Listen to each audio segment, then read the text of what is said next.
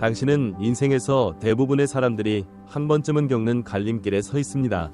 현재 당신의 직장은 안정적입니다. 좋은 연봉에 탄탄한 복지 혜택, 그리고 승진을 위한 명확한 경로가 있죠. 하지만 마음 한편으로는 이 일이 진정 즐겁지 않다는 걸 알고 있습니다. 스스로에게 묻고 있죠. 안정을 위해 계속 이 자리에 있어야 할까요? 아니면 위험을 감수하고 진짜 하고 싶은 일을 추구해야 할까요? 대부분의 사람들은 당신에게 머무르라고 조언할 것입니다. 안정적인 직장은 불확실한 시대에 특히 드물다면서요. 열정은 아름답지만 그걸로 생활비를 벌기는 어렵다고 말합니다.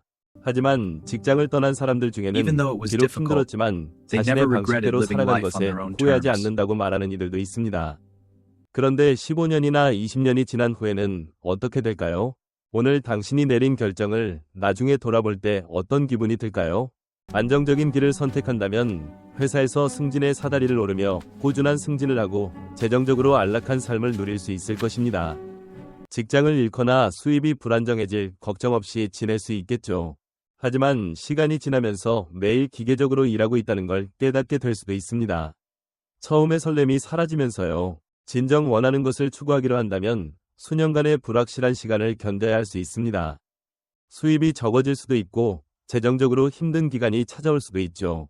하지만 매일 자신에게 의미 있는 일을 하며 살아갈 수 있습니다.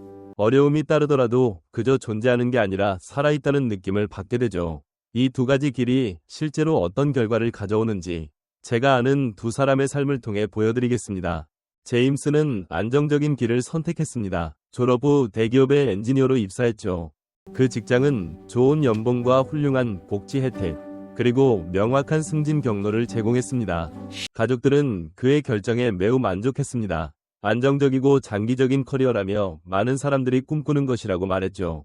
처음 10년 동안 제임스는 열심히 일했습니다. 2번 승진했고 수입이 꾸준히 늘어나 집과 차를 살 수 있었습니다.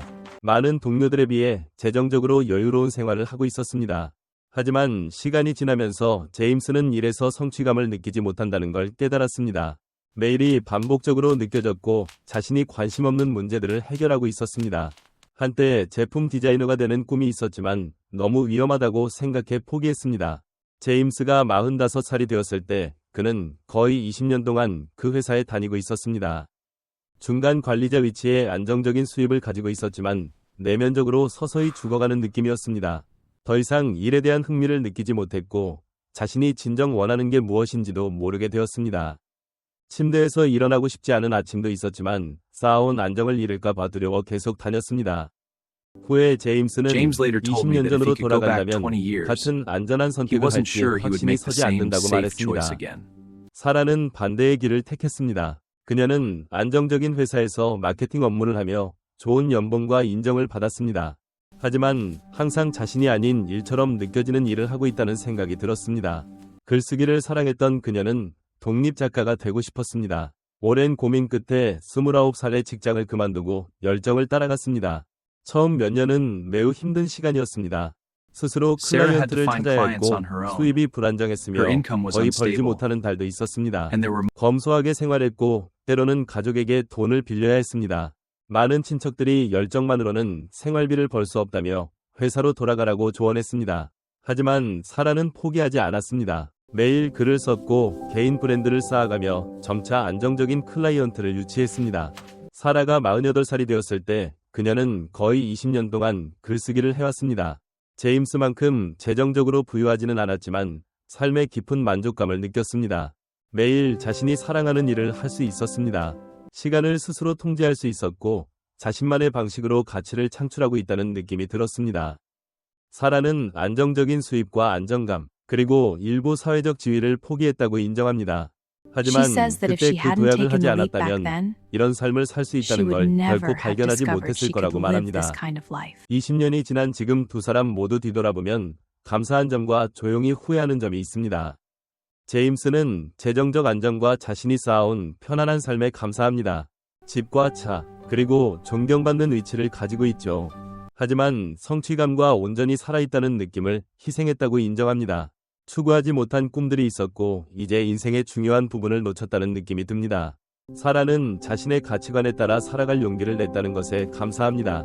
편안한 영역을 벗어난 것을 후회하지 않습니다. 하지만 그 길이 많은 어려움으로 가득했고 오랜 세월 재정적 안정을 희생했다는 것도 인정합니다.